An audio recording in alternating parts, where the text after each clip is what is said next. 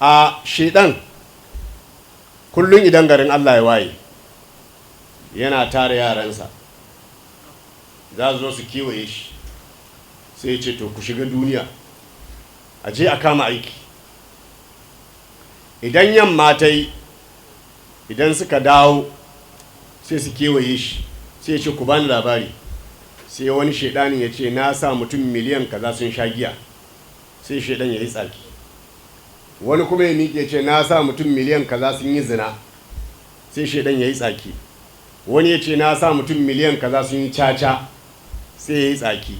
Wani kuma ya ce na sa mutum miliyan kaza sun yi sata. Sai shedan ya yi tsaki.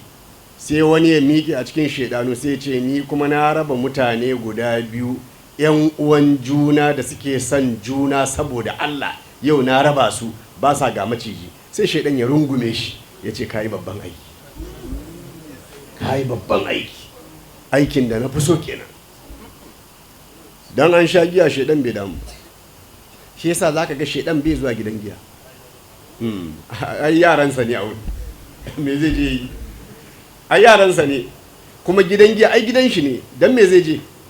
Gidan giya, gidan mata, gidan caca, shedan baya zuwa. Kun san inda yake zuwa? Masallaci da zawiya. Masallaci da zawiya nan yake zuwa, ya dinga sa damuwa a cikin zukatan mutane. Nan yake zuwa saboda nan ne na Allah, can kuma nashi ne, can ya riga ya gama da su. Nan ne yake so ya zo ya samu sababbin mabiya.